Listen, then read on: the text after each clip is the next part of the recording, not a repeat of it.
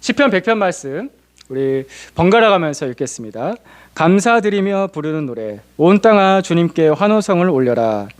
기쁨으로 주님을 섬기고 환호성을 올리면서 그 앞으로 나아가거라. 너희는 주님이 하나님이심을 알아라. 그가 우리를 지으셨으니 우리는 그의 것이요 그의 백성이요 그가 기르시는 양이다.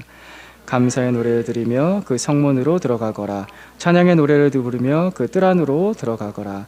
감사의 노래를 부르며 그 이름을 찬양하여라. 같이 읽겠습니다. 주님은 선하시며 그 인자하심이 영원하다. 그의 성실하심 대대에 미친다. 아멘. 시편이 총 150편으로 구성이 되어 있는데요. 그 시편 150편 중에 제목이 붙어있는 시편들이 있습니다. 다 있는 건 아니고요. 일부 몇 편의 시편들은 제목이 붙어 있습니다. 아까 우리가 함께 읽었듯이 시편 100편의 제목, 표제어는 감사드리며 부르는 노래입니다. 그래서 이 시편 100편은 감사를 어떻게 드려야 되는지, 무엇에 감사해야 되는지에 대한 감사의 초점을 우리에게 잘 보여주는 말씀입니다. 1절부터 5절까지 한 절 한 절 보면서 여러분들이 느끼셨는지 모르겠지만 하나님, 주님이라는 단어가 매번 나오고요. 그 하나님께 초점을 계속해서 맞춰 들어가고 있습니다. 더 깊이 하나님을 향해서 초점을 맞춰 들어가고 있습니다. 그래서 우리가 한 번 읽었는데 물론 어제도 읽으셨겠지만 오늘 한 번 더 읽으면 또 세 번째죠. 세 번째 읽는데 주님, 하나님께 초점을 맞춰서 오늘 이 시편 감사드리며 부르는 노래를 한 번 더 낭독을 하도록 하겠습니다.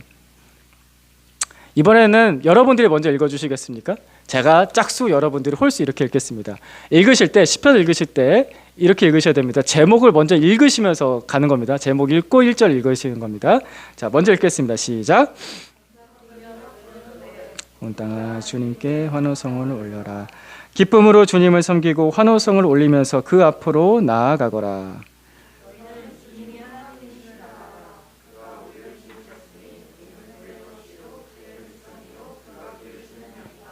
감사의 노래를 드리며 그 성문으로 들어가거라. 찬양의 노래를 부르며 그 뜰 안으로 들어가거라. 감사의 노래를 드리며 그 이름을 찬양하여라. 주님은 선하시며 그의 인자하심 영원하다. 그의 성실하심 대대에 미친다. 아멘. 아멘. 보통 사람들이 하는 감사를 보면요, 뭔가 좀 잘 됐을 때 감사를 합니다. 좋을 때, 상태가 좋을 때. 근데 그 감사들을 또 다시 한 번 더 보면요, 누군가 비교했을 때 내가 좀 괜찮은 거예요. 내가 좀 더 가지고 내가 좀 더 잘 된 거예요. 그랬을 때 하는 감사들을 보통 많이 합니다. 사실 이런 감사가 일반적입니다. 그리고 그런 감사가 쉽죠. 그렇게 하는 감사는 쉽습니다.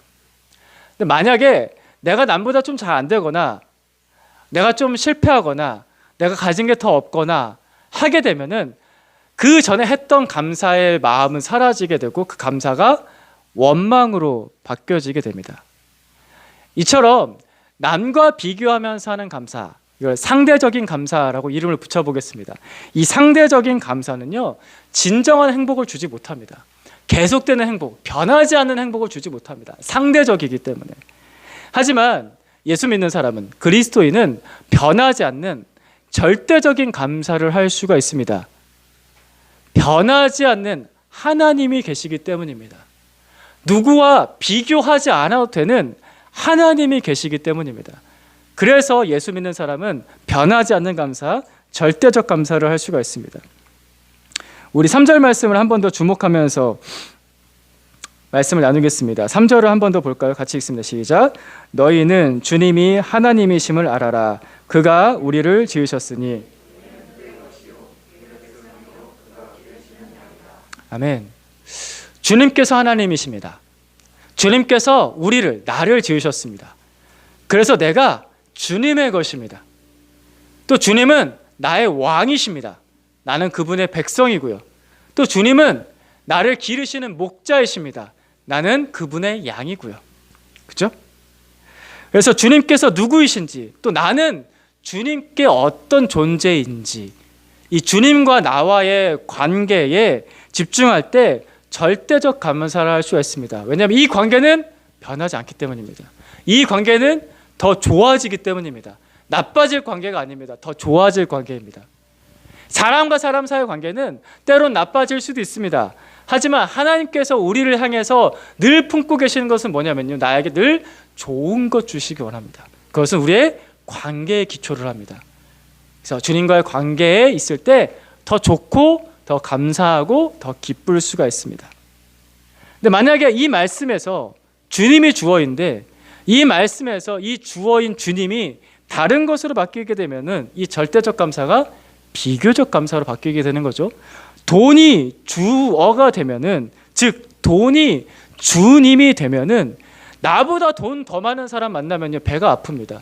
나보다 더 잘 사는 사람 보면요, 나보다 더 넓은 집에 사는 사람 보면요, 나보다 더 좋은 차 끌고 다니는 사람 보면요, 그냥 왠지 모르게 기분이 그렇게 좋지가 않습니다. 야, 나는 언제 저렇게 살지?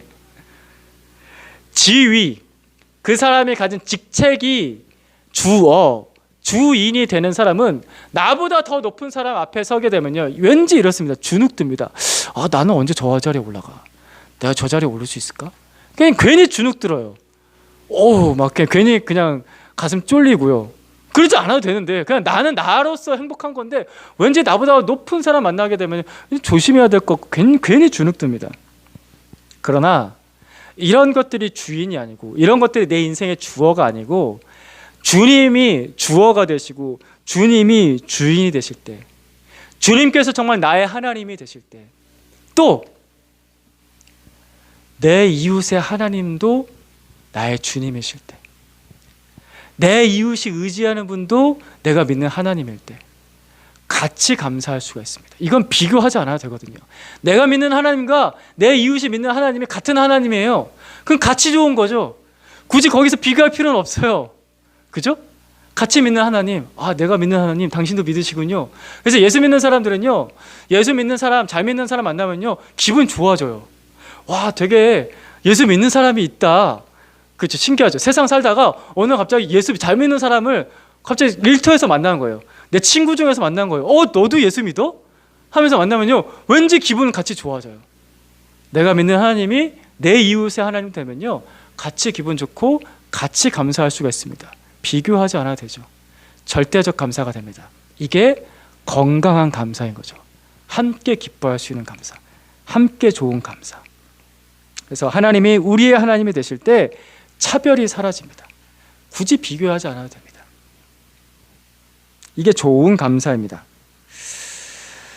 우리 3절을 조금 더 계속해서 주목해서 보도록 하겠습니다. 3절 앞부분을 먼저 보려고 하는데요. 한 번 더 읽을까요? 한 번 더 읽겠습니다. 시작. 너희는 주님이 하나님이심을 알아라.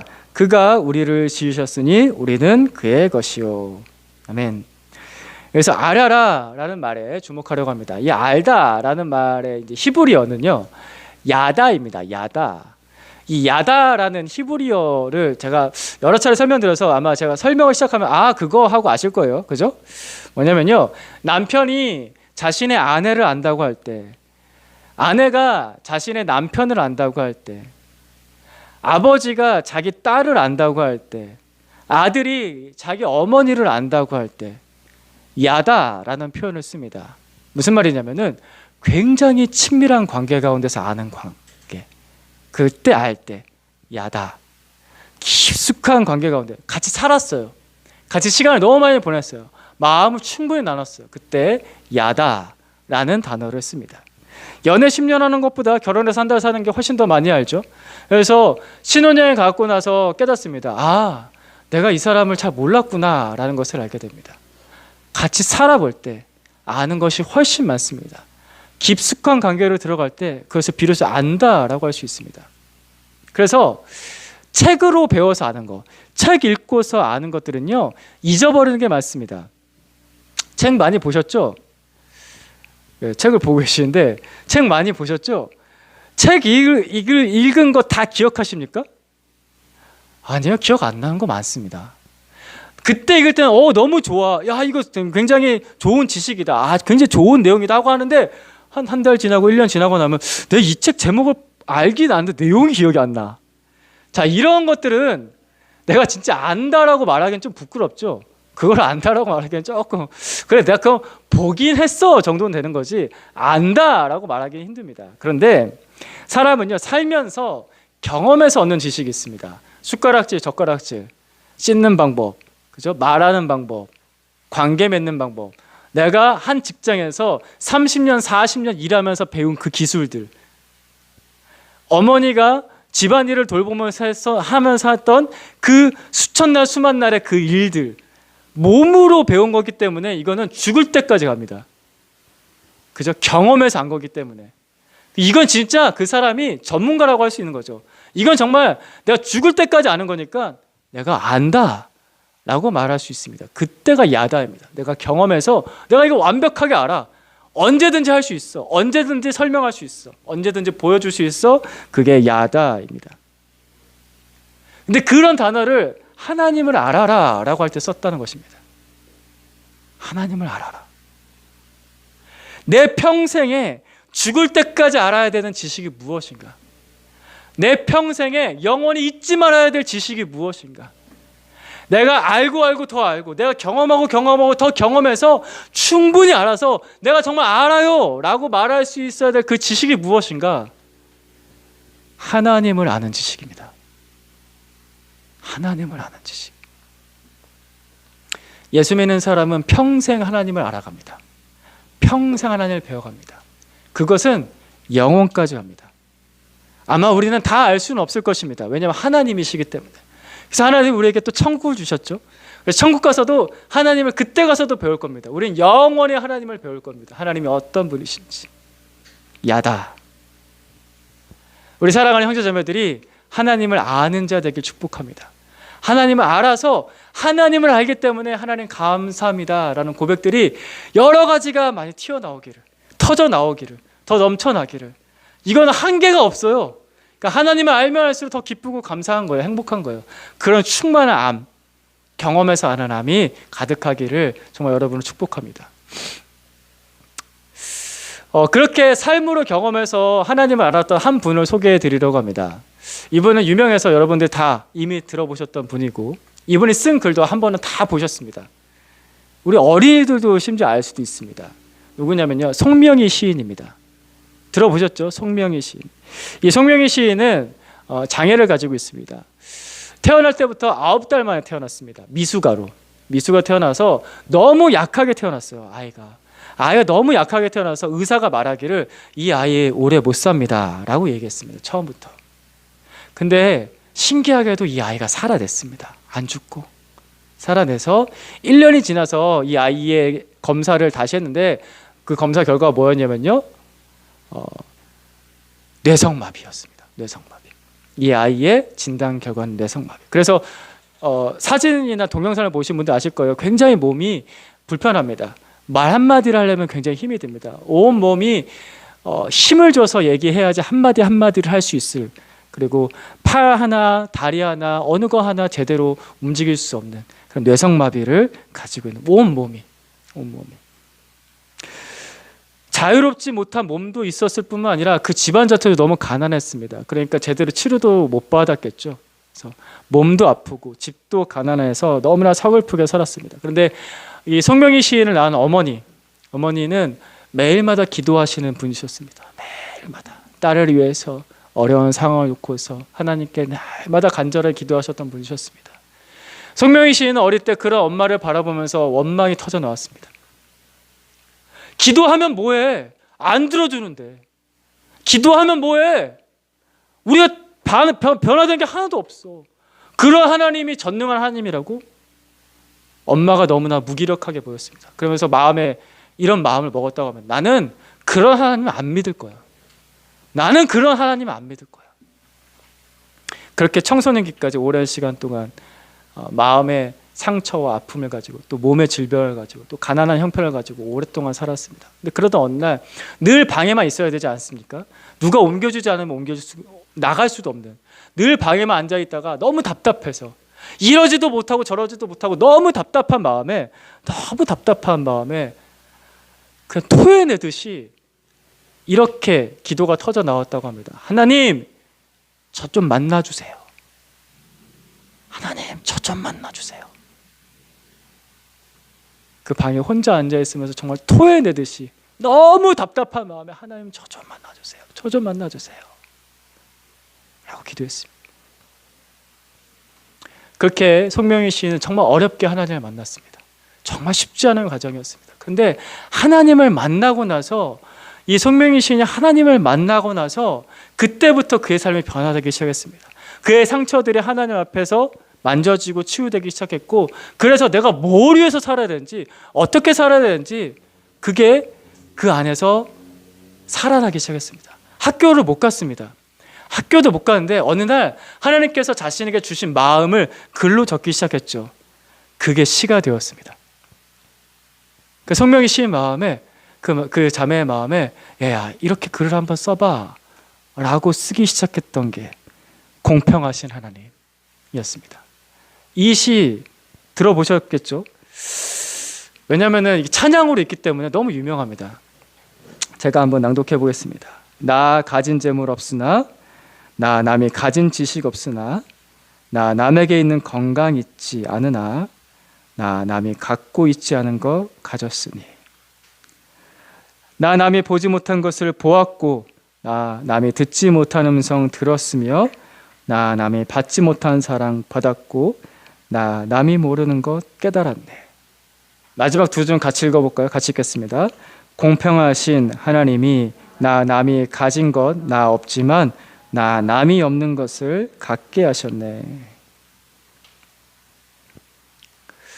보고 듣고 받고 깨달아야 될 지식, 정말 내가 보고 듣고 받고 깨달아야 될 분, 내 모든 삶으로 알면 내 삶이 바뀌는 분, 그분은 하나님이십니다. 왜냐하면 하나님을 알 때 나를 알게 되기 때문입니다. 나를 만드신 분을 알 때 내가 이 세상에 왜 태어났는지, 왜 만들어졌는지를 알기 시작합니다. 나의 주인을 알 때 내가 어떤 모습이든지 내가 무엇을 살아야 되는지 그 목적을 알기 시작합니다. 나를 만드신 분, 나의 주인, 이유와 목적과 동기를 주시는 분이 하나님이십니다. 그래서 나를 알게 됩니다. 송명희 시인이 그렇게 하나님을 만나고 힘겨웠지만 어려웠지만 그렇게 하나님을 경험하면서 고백했던 것처럼, 나 이제 이것을 알았습니다 라고 고백했던 것처럼, 송명희 시인의 간증이 여러 편들이 있는데요, 그 중에 하나를 들어보면요 이런 얘기를 합니다. 어떤 분이 이 송명희 시인에게 당신의 몸을 좀 고쳐드리도록 제가 도와드리도록 하겠습니다, 제가 후원해드리겠습니다 라고 하죠. 송명희 시인이 그걸 거절합니다. 이렇게 말합니다. 저는 이대로가 좋아요. 저는 이대로가 좋아요. 어떻게 그대로가 좋을 수 있을까? 우리들은 그렇게 생각이 들 수 있지만 송명희 씨는 그대로가 좋다고 합니다. 하나님께서 저를 이렇게 만드셨기 때문에, 나에게 이와 같은 삶을 주셨기 때문에 그걸 받아들이기 시작한 것입니다. 상황에 끌려가는 삶을 살 때가 있습니다. 탈진되는 삶을 살 때가 있습니다. 감사가 뭐지? 감사에 메마른 삶을 살 때가 있습니다. 그때 우리 오늘 읽었던 이 말씀 3절 말씀 앞에 서서 주목을 하십시다. 우리 이 말씀 같이 한 번 더 읽어보겠습니다. 같이 읽겠습니다. 시작. 너희는 주님이 하나님이심을 알아라. 그가 우리를 지으셨으니 우리는 그의 것이요. 아멘. 너는 주님이 하나님이심을 알아라. 그가 우리를 지으셨다. 우리는 그의 것이다. 하나님을 알 때 우리의 건강한 자존감이 만들어집니다. 이거는 내가 가진 환경과 관계가 없는 것입니다. 그걸 뛰어넘는 것입니다. 하나님께서 주시는 자존감이 있습니다. 나 자체로 주시는 가치, 너 자체로 소중하다고 말씀하시는 하나님, 거기서 감사가 시작이 됩니다. 거기서 감사가 솟아납니다. 그 어떤 환경도, 그 어떤 사람도 하나님께서 내게 주신 가치, 하나님께서 나를 소중하게 보시는 것을 바꿀 수는 없습니다. 뒤흔들 수 없기 때문입니다. 거기서 감사가 시작이 됩니다. 이제 3절 뒷부분을 보겠습니다. 3절 뒷부분, 가로는 앞에 있는 건데요, 제가 붙였습니다. 이게 없으면 조금 문장이 안 돼서. 그래서 우리는부터 같이 읽겠습니다. 같이 읽습니다. 시작. 우리는 그의 백성이요 그가 기르시는 양이다. 3절은 계속해서 하나님이 누구시고 내가 누구인지에 대해서 잘 설명을 해줍니다. 특별히 이 본문 말씀처럼 성경은 하나님과 나와의 관계를 왕과 백성의 관계로 설명할 때가 많습니다. 또 목자와 양으로서 설명할 때가 많죠. 그래서 우리가 성경을 보다 보면 이런 내용들이 많이 나옵니다. 하나님은 왕이십니다. 왕, 절대적 존재이신 거죠. 근데 그 절대적 존재이신 왕이 어떤 왕이시냐? 목자 같은 왕이십니다. 목자 같은 왕. 하나님께는 모든 권세와 모든 능력이 있습니다. 하지만 그분은 자신의 능력을 자기 마음대로 휘두르시는 그런 분이 아니십니다. 세상의 권력자들은 자기에게 주어진 권세를 마음대로 휘둘죠. 거짓말도 쉽게 하고 자기가 취하고 싶은 이득도 쉽게 취하고 숨기고 싶은 것도 숨기고 국민 앞에서는 선한 척 착한 척 하는데 뒤로는 뭐 온갖 짓들을 다 하니까 대통령을 누굴 뽑아야 될까요? 이런 생각 여러분 들지 않으십니까? 세상의 권력자들은 남용을 합니다. 자기의 주어졌다고. 근데 하나님은 그런 분이 아니시라는 겁니다.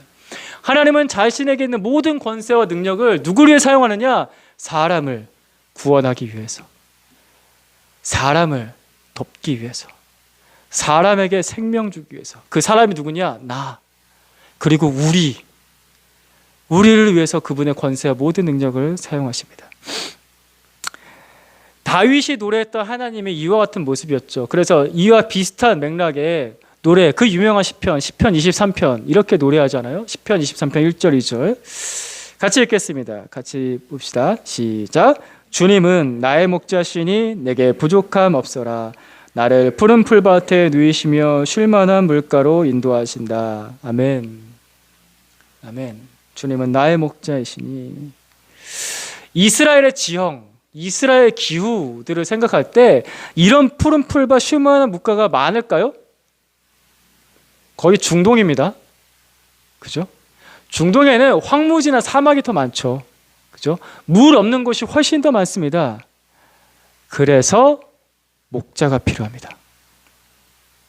우리가 인생길을 걸을 때 이런 사막 같은 곳을 지나곤 합니다. 인생에서 만나는 사막을 이렇게 표현하죠. 고난이라고. 근데 이 고난이라는 거는 누구한테나 다 찾아옵니다. 그죠? 여러분들 인생 살면서 어려운 적 다 있으셨죠? 지금은 없으시면 좋겠어요. 인생 살면서 고난이 다 있었습니다.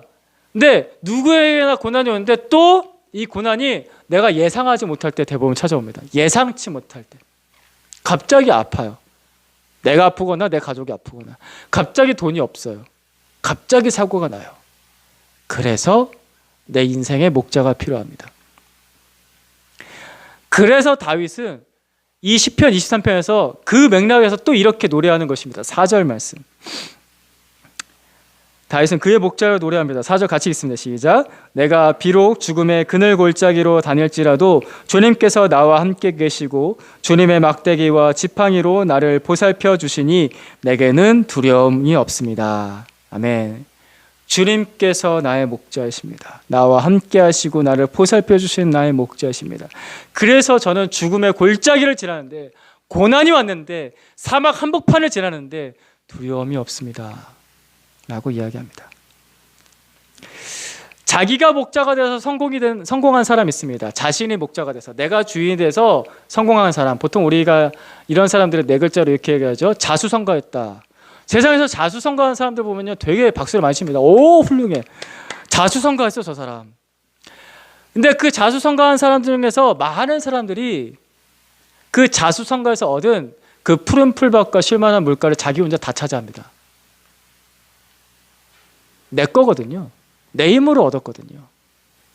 반대로 자신이 목자가 돼서 실패한 사람도 많습니다.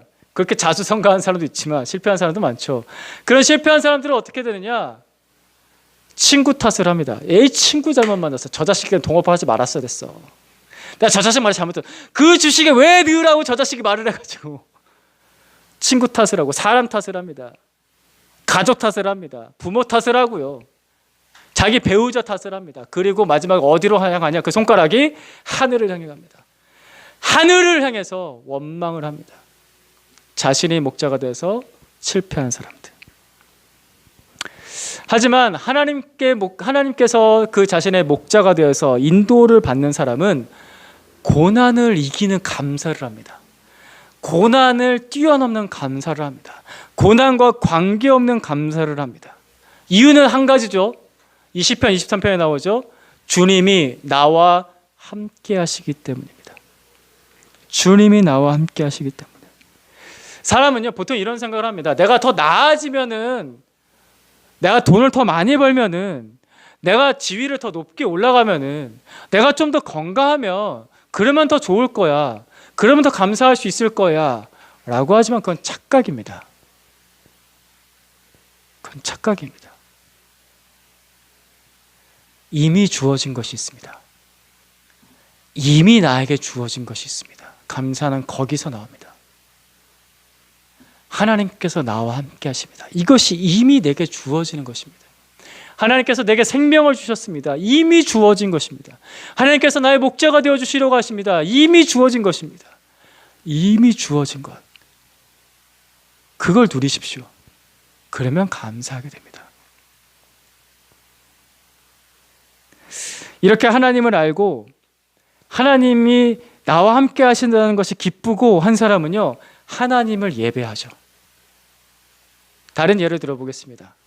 축구의 매력을 알고 축구를 즐길 줄 아는 사람은요, 축구를 예배합니다. 교회에서는 두 손 높이 들고 찬양합시다 하면 왠지 부끄러워서 이러고 있지만, 축구장 가면 두 손 높이 들면 와! 그들의 예배당은 축구장입니다. 그죠? 연예인을 알고, 그죠? 덕질. 연예인을 공부하죠. 연예인을 알고 연예인을 즐길 줄 아는 사람은요, 연예인을 예배합니다. 뜨거운 눈물을 흘리죠. 그들의 예배당은 콘서트홀입니다. 돈을 알고 돈도 벌려면은 열심히 공부해야 되지 않습니까? 주식 투자하려면은요, 책 많이 봐야 돼요. 차트를 읽을 줄 알아야 됩니다. 그래서 제가 안 하잖아요. 제가 열심히 좀만 공부하면 주식 투자도 좀 할 수 있을 것 같은데, 다른 것도 공부할 게 많아서 돈을 알고 돈을 배우고 돈을 즐길 줄 아는 사람, 돈을 예배합니다. 그들의 예배당은 주식시장이죠. 주식시장에서 대박 터지면요, 그거 막 이렇게 영화 같은 데 나오잖아요. 갑자기 자기 손에 쥐고 있던 거 그 종이를 확 뿌려서 우와 대박이다. 그들의 예배당은 주식시장입니다. 사람은 무엇인가를 예배합니다. 자신이 알고 자신이 즐거워하는 것을 예배합니다. 그들의 예배당이 있습니다. 똑같이 하나님을 알고 하나님을 배우고 하나님을 즐거워하는 사람은 하나님을 예배하고 하나님을 예배하는 그 집으로, 아버지의 집으로 들어갑니다. 그래서 4절 말씀이 이렇게 이야기합니다. 오늘 보면 시편 100편 4절 말씀 같이 읽겠습니다. 시작. 감사의 노래를 드리며 그 성문으로 들어가거라. 찬양의 노래를 부르며 그 뜰 안으로 들어가거라. 감사의 노래를 드리며 그 이름을 찬양하여라. 아멘. 하나님을 안 사람, 하나님을 배운 사람, 하나님을 즐거워하는 사람, 들어가거라. 하나님의 집으로 예배하며 들어가거라 라고 말하죠. 4절에서 이렇게 예배 자리에 들어가게 된 이유, 하나님을 알기 때문에, 하나님을 경험했기 때문에. 반대로 이 말씀과 다르게 우리의 현실적인 모습을 보자면요, 나는 근데 예배가 그렇게 즐겁지 못해, 예배를 잘 드리지 못해, 예배 드리고 싶은 마음이 별로 좀 없어 라는 마음이 들 때, 이유 왠지 모르겠는데 좀 그래요.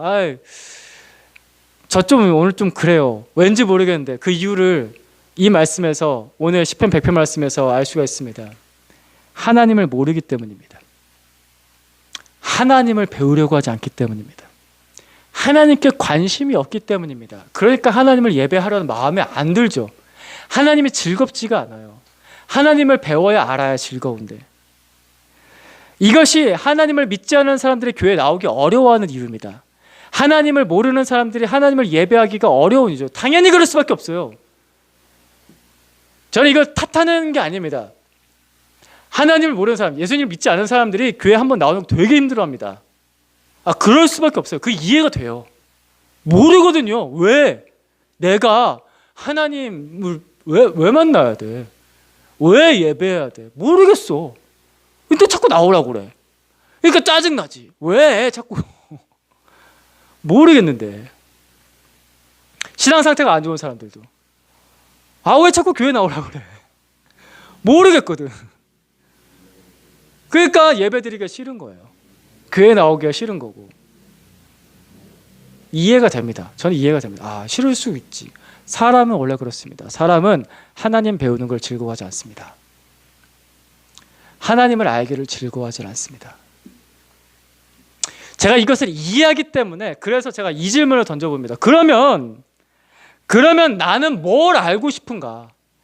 내 평생에 앞으로 몇 년 남으셨습니까? 한 50년 남으셨습니까? 50년 동안 살면서 나는 뭘 알면서 즐거울까? 나는 무엇에 평생 동안 관심을 가지면서 살 건가? 여러분 이거 고민해 봐야 됩니다. 그렇지 않으면요 항상 상황에 끌려갈 것입니다. 여기서 이 말하면 이 말 따라가고 저기서 저 말하면 저 말 따라가고. 난 뭘 알고 싶은가? 나는 무엇에 관심을 가지는가? 여러분 이 질문 앞에서 여러분의 인생을 걸고서 깊은 시간을 많이 가져보십시오. 그래 내가 뭘 하려고? 먹고 살라고? 내가 동물도 아니고 잘 먹고 잘 살라고? 그건 동물들도 다 해요. 사람으로 태어났는데 내가 뭘 알라고? 무슨 관심을 가지고 살라고 이렇게 살지? 이 질문 앞에서 대답을 찾아보십시오. 그 깊은 고민 가운데 하나님이라고 대답이 터져 나오기를 축복합니다.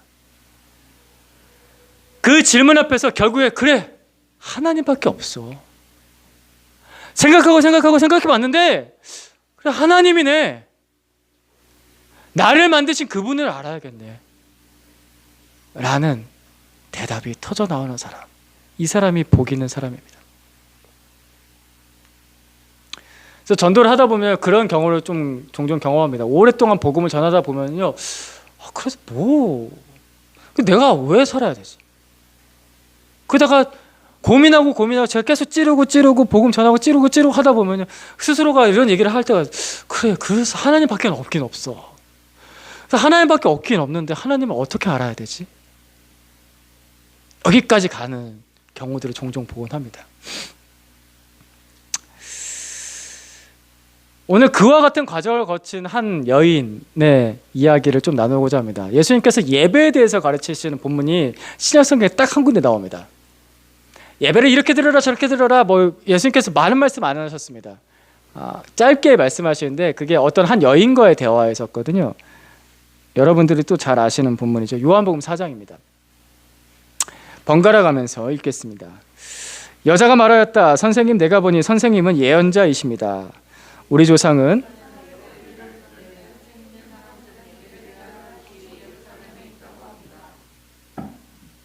예수께서 말씀하셨다. 여자여 내 말을 믿어라. 너희가 아버지께 이 산에서 예배를 드려야 한다거나 예루살렘에서 예배를 드려야 한다거나 하지 않을 때가 올 것이다.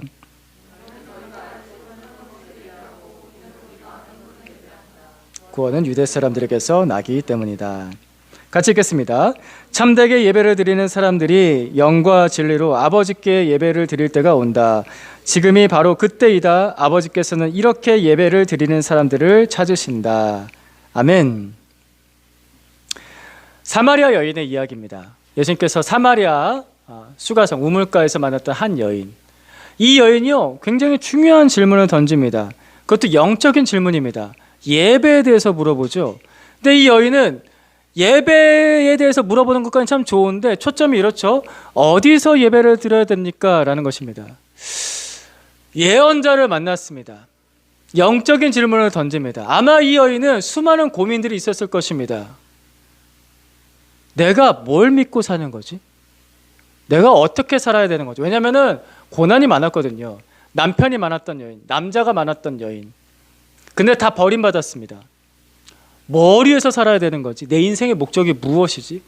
지금까지는 남자에게 목숨 걸고 살았는데 한 가정 잘 이뤄보고자 살았는데 근데 그게 실패했습니다. 고민이 많았죠. 질문을 계속 많이 던졌을 것입니다. 그 인생 가운데. 근데 마침 예언자를 만났네요. 당신은 나에게 뭔가 대답을 해줄 것 같은데 대답을 좀 해주십시오. 저는 열심히 여기서 예배 드린다고 예배 드리는데 이게 맞나요? 여기서 예배 드리는 게? 근데 당신의 사람들 예루살렘에서 예배 드려야 된다고 한다는데 어디서 예배를 드려야 됩니까? 이 여인 나름대로 좋은 질문을 던졌습니다. 여인이 할 수 있는 최선이었습니다. 하나님은 이런 질문을 던지는 사람을 반드시 찾아내십니다. 이런 영적인 질문을 던지는 사람, 인생의 질문을 던지는 사람, 그 대답을 찾고자 하는 사람, 예수님께서 찾아가셨습니다. 근데 예수님께서는 그 여인의 질문은 좋았는데, 주제는 좋았는데 방향이 조금 틀렸기 때문에 그 방향을 수정하시죠. 어디서 예배를 드려야 되느냐 묻지만 예수님께서는 누구를 예배해야 되는지 대답하십니다. 22절부터 보면은 우리가 아는 분을 예배한다. 아버지께 예배한다. 우리는 우리가 아는 분을 예배한다. 아버지께 예배한다. 이것이 예수님의 답이었습니다. 예수님의 답은 하나님 아버지를 향해 갑니다. 그 여인이 가지고 있었던 여러 가지 질문들에서 갈피를 못 잡을 때 아버지야. 사람이 이때 보통 하나님을 만납니다. 자신이 여러 가지 질문을 던져봅니다. 중요한 질문을 던져봅니다. 그때 어느 순간에 복음을 제대로 들을 때 하나님이야. 네 인생의 모든 질문의 대답은 하나님이야. 그 대답을 들을 때 사람이 구원을 받습니다. 이 여인은 이때 좋은 질문을 던졌고 그 질문에 수정을 받았고 좋은 대답을 얻었습니다. 근데 여기서 이제 우리의 일상에서 좀 적용을 해볼 때 우리는 교회가 가깝잖아요. 교회 다니는 게 좀 일상적이잖아요. 이 여인의 상황을 조금 적용을 한번 해보겠습니다. 뭔 말이냐면은 교회를 오랫동안 다녀도 아버지께 집중하지 못하면요 본질을 놓치고 형식이 앞서갈 때가 있습니다. 형식이 먼저 앞서갑니다. 본질이 먼저인데 형식이 먼저 앞서갈 때 그러면 진짜 계속 방향을 못 찾습니다. 이 여인 계속 그랬겠죠. 본질을 집중하지 못하고 형식에 앞서가면 계속 이산이야 아니 예루살렘에 가야 돼. 형식에 계속 집중을 하게 되는 것입니다. 형식은 본질을 담는 그릇입니다. 음식이라는 본질을 담기 위해서 그릇이라는 형식이 있는 것이죠. 그래서 이처럼 하나님께 예배를 잘 드리기 위해서 아버지께 예배를 잘 드리기 위해서 이 본질이 앞서갈 때 그래서 필요한 교회가 있고 그래서 필요한 예배당이 있고 예배의 순서가 있는 것입니다. 아버지를 만나는 것, 아버지를 아는 것, 아버지를 예배하는 본질이 앞서가면은 본질을 위한 형식은 그 뒤를 따르는 것입니다. 중요한 질문이 여기서 한 번 더 던져지는 겁니다. 나는 그래서 하나님을 알고자 하는가? 나는 그래서 하나님을 알고자 하는가? 오늘 예배 드릴 때 왜 예배 드리나? 하나님을 알고자 하는가? 아버지를 알고자 하는가? 이 본질이 앞서가는가? 그러면 나머지 형식이 뒤따르면서 이 본질을 강화시킵니다. 제가 이제 신앙생활 하면서 많이 느꼈던 건데 많은 질문들이 있어요. 예배 꼭 드려야 돼요? 뭐 큐티 꼭 해야 돼요? 새벽기도 꼭 해야 돼요? 성경 꼭 읽어야 돼요? 예, 딱 잘라 말하자면 그거 안 해도 천국 갑니다. 얘기 들으면 되게 기뻐하죠. 아 그래요? 그거 안 해도 천국 가요. 너무 좋아합니다. 근데 그거는 너무 1차원적인 질문이고요. 자, 본질을 붙잡고 내가 나아갈 때 형식은 그것을 뒷받침해 줍니다. 즉 본질을 붙잡고 내가 나아가면요 형식이 없을 수가 없다는 거예요. 제 말 이해되십니까? 아니 하나님을 알고자 해요. 그럼 뭐 해야 될까요? 그죠? 뭔가 하잖아요. 형식은 항상 생깁니다. 본질을 붙잡고 앞서 나갈 때 아버지를 알고자 하고 앞서가 나갈 때 뒤따르는 형식이 본질을 강화시켜 줍니다. 큐티하고 기도하고 예배드리고 성경 보고 양육받고 성경 공부하는 그런 모든 형식들이 내가 본질을 붙잡고 앞서 나갈 때 아버지를 알고자 해. 그러면 그 형식들이 본질을 강화시켜 줍니다. 이게 건강한 신앙생활인 거죠. 사실 이 여인이 이 산에서 예배 드렸어도 됩니다. 뭐가 없었어요? 본질이 없었던 겁니다. 아버지를 알고자 하는 본질이 없었던 게 그게 문제입니다. 그러니까 예수님께서 아버지 신앙에 내가 살아가면서 신앙생활할 때 내가 뭔가 신앙이 무너지는 것 같아요. 예배를 잘 드리지 못하는 것 같아요. 성경이 잘 안 읽어져요. 기도가 잘 안 돼요. 그 말 제일 많이 해요. 목사님 제가 정말 요즘 기도하고 싶은데 기도가 안 돼요. 기도를 안 하니까. 또 본질을 붙잡지 않으니까. 형식이 무너지는 이유는 본질이 없기 때문입니다. 아버지를 알고자 하는 그 본질이 없기 때문에 형식이 무너지는 겁니다. 본질이 앞서가면 형식은 반드시 뒤따릅니다. 왜 예배 드리는데 은혜가 안 될까요? 자, 이 질문 되게 많이 듣는데, 그래서 오늘 이 예배 마치면서, 설교 마치면서 제가 또 기도하자고 할 텐데 이거 한 가지 놓고서 좀 기도하셨으면 좋겠습니다. 아버지를 저에게 가르쳐 주십시오. 이 한 주 동안에 이거 가지고서 계속해서 기도하셨으면 좋겠습니다. 아버지를 제게 가르쳐 주십시오. 아버지 알고 싶지 않으십니까? 아버지 하고 부르고 싶지 않으십니까? 이 알맹이 아버지, 예배입니다. 아버지라고 부르는 순간부터 예배가 됩니다. 예배의 주인공은 언제나 하나님 아버지시고 예배의 주제는 하나님 아버지를 아는 겁니다. 그게 예배입니다. 아버지를 내게 알려주십시오. 아버지를 내게 알려주십시오. 그래서 시편 이제 마지막 절, 100편의 마지막 절은 그것을 향해 갑니다. 5절 말씀에 아버지가 누구신지를 설명해 주죠. 같이 읽겠습니다. 시작. 주님은 선하시며 그의 인자하심 영원하다. 그의 성실하심 대대에 미친다. 아멘. 주님은 선하십니다. 선하다라는 뜻은, 이 단어의 뜻은, 원래 뜻은 좋다라는 뜻입니다. 영어로 표현하면 굿입니다. 그래서 우리 옛날에 그 청년 때 불렀던 찬양 중에서 좋으신 하나님, God is so good 하고 이렇게 영어 표현으로 하잖아요. God is so good. 하나님은 좋으신 분이십니다. 하나님은 좋으신 분이셔서 우리에게 좋은 것을 주시는 분입니다. 아버지는 누구신가? 내 아버지는 좋은 분. 내 아버지는 나에게 모든 좋은 것을 주시는 분. 두 번째, 그의 인자하심은 영원합니다. 이 인자라는 단어는요, 히브리어 단어는 충실한 사랑을 말합니다. 전에 한번 설명드렸습니다. 헤세드라고, 충실한 사랑. 이 충실한 사랑을 좀 더 구체적으로 설명했을 때 믿을 수 있는 구체적인 행동으로 나를 도우시는 것. 믿을 수 있는 구체적인 행동으로 나를 도우시는 것. 그래서 그 예로 강도 맞은 자를 구원했던 선한 사마리아인의 모습을 보여드렸습니다. 강도 맞은 자를 가까이 가서 싸매어주고 그를 업고서 병원에다 데려다주고 주막에다 데려다주고 보살펴주는 것, 구체적인 행동으로 사랑하는 것, 충실한 사랑입니다. 그래서 주님은 나를 그렇게 구원하셨고 나를 죽음의 골짜기를 지날 때도 나와 함께 하십니다. 구체적인 행동으로. 그냥 내가 너를 사랑해 이런 게 아닙니다. 구체적인 행동으로. 내 아버지는 그런 분이십니다. 구체적인 행동으로 나를 사랑하시는 분, 충실한 사랑으로 나를 사랑하시는 분. 그리고 그분은 또 성실하다고 합니다. 이 성실하다는 것은 이런 겁니다. 이랬다 저랬다 한다는 것이 아닙니다. 저희 아이들이 저한테 실망할 때가 그럴 때입니다. 아빠는 기분이 이랬다 저랬다 그래. 제가 좀 기분이 좀 그래요, 요즘에. 가을 타서 그런 것 같아요. 자, 여러분 제가 카톡창에다 제 기도 제목 올리잖아요. 그래서 제 기도 제목 첫 번째 줄 보시면서 기도하셨던 분들 혹시 영적으로 느끼셨는지 모르겠지만 환절기에 몸과 마음이 건강하도록, 뭔 말이냐면요, 마음이 건강하지 않아요. 가을 타서 막 기분이 이랬다 저랬다, 막 갑자기 좋았다 나빴다, 막 갑자기 혼자서 힘들었다가. 근데 하나님은 그런 분이 아니시란 겁니다. 하나님은 이랬다 저랬다 하시는 분이 아니십니다. 하나님은 견고합니다. 하나님은 확고합니다. 하나님은 변함이 없으십니다. 내 아버지는 그런 분이십니다. 얘들아, 너희의 아빠는 이래도 하나님은 이런 분이시란다. 하나님은 변함이 없으신 분이십니다. 그래서 그 확고한 사랑, 그 변함없는 사랑, 마치 이런 거죠. 좋은 아빠는 매일 아침마다 일터를 향해 갑니다.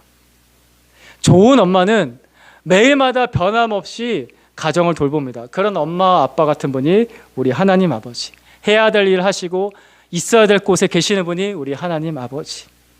하나님은 좋을 때만 이런 분이 아니라 늘 동일하게 이런 분이십니다. 그래서 하나님께서는 지체장애를 가졌던 그 송명희 시인에게도 좋은 분이셨습니다. 선하신 분이셨습니다. 하나님께서는 인생의 강도를 맞은 그 사마리아 여인에게 충실한 사랑을 주시는 분이셨습니다. 모두 다 너를 버렸지만 나는 너를 버리지 않는다고 찾아가신 분이 우리의 하나님이십니다. 또 하나님은 오늘날 우리에게 적용하자면 이랬다 저랬다 하는 나를 위해서도 확고하게 변함없이 늘 해야 될 일을 하시고 있어야 될 곳에 계시는 분이 우리 하나님이십니다. 그래서 감사할 수 있습니다. 우리에게는 한계가 많죠. 우리에게는 죄도 많습니다. 그리스도인은 그런 나만을 바라보지 않습니다. 그리스도인은 하나님을 바라봅니다. 나를 만드신 나의 주인이신 아버지 하나님을 바라봅니다. 참된 예배는, 감사의 예배는, 변함없는 예배는 이 초점을 놓치지 않는 것입니다. 난 누구를 바라보는가? 하나님 아버지를 바라보는 것. 제가 중간에 던졌던 질문이죠. 제가 오랫동안 이 질문 가지고서 여러분에게 계속 던졌는데, 나는 무엇을 알고자 하는가? 나는 무엇에 관심이 있습니까? 이 질문을 다시 한 번 더 바꿔서, 하나님은 나에게 어떤 분이십니까? 하나님은 나에게 어떤 분이십니까? 여기서 감사가 시작이 됩니다. 여기서 참된 예배가 시작이 됩니다. 우리 이렇게 좀 기도하십시다. 하나님 알고 싶습니다. 하나님, 제가 상황 따라 바뀌는 감사가 아니라 변하지 않는 감사를 드리고 싶습니다. 아버지를 예배하고 싶습니다. 아버지를 예배하고 싶습니다. 우리 같이 한번 이렇게 기도하십시다. 기도하겠습니다. 하나님, 제가 왜 살까요? 하나님, 제가 이 땅에 왜 태어났을까요? 하나님, 제가 무엇을 위해서 살아야 될까요? 하나님, 알려주십시오. 하나님을 알기 원합니다. 하나님을 알기 원합니다. 나를 만드신 분을 알기 원합니다. 나를 지으신 분을 알기 원합니다. 나를 여기까지 인도하신 분을 알기 원합니다. 하나님, 나에게 이 인생을 주시고 나에게 삶을 주시고 나에게 생명을 주시고 나에게 구원을 주신 분이 누구신지 알기 원합니다. 하나님 알고 싶습니다. 하나님을 예배하고 싶습니다. 하나님을 정말 잘 알아서 나의 삶이 풍성해지길 기도합니다. 하나님 아버지, 우리의 시선을, 우리의 초점을 하나님께로 돌려 하나님 아버지, 주님만 온전히 알고 기뻐할 때 주님께서 주시는 나의 소중한 가치, 주님께서 주시는 나의 소중한 삶을 기뻐하고 감사하고, 그래서 하나님을 예배하는 삶 살 수 있도록 인도하여 주시기를 합니다. 아버지 주님, 제가 지금까지는 여러 가지 상황 가운데, 감정 가운데 휘둘리고 흔들렸다고 한다면은, 아버지 이제부터는 아버지 마음을 열고서, 눈을 열고서 하나님 향해서 고개를 들고서 아버지를 바라보며 아버지께서 주신 그 모든 것 누리며 하나님 아버지, 아버지만으로 기뻐하는 삶 살게 하여 주시옵소서. 아버지만으로 기뻐하는 삶 살게 하여 주시옵소서. 하나님을 알게 하여 주시옵소서. 하나님을 알게 하여 주시옵소서. 주님을 더 깊이 알기 원합니다. 주님 도와주시옵소서. 주님 도와주시옵소서. 주님 도와주시옵소서.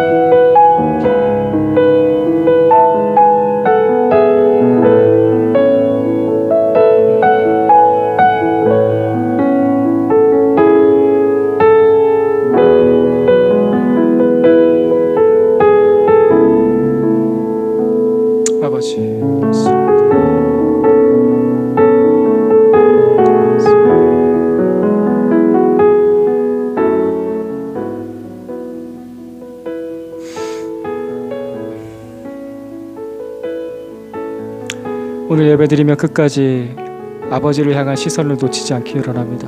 주님께 주목합니다. 주님을 알려주십시오. 나의 아버지, 나의 구원자, 나의 창조주, 나의 주인, 나의 선한 목자, 오늘도 나와 함께 하시는 주님, 주님을 알고 기뻐하고 감사하며 이 한 주 아버지를 예배하며 살게 하여 주시옵소서. 아버지, 우리 예배를 받아 주시옵소서. 예수님의 이름으로 기도드립니다.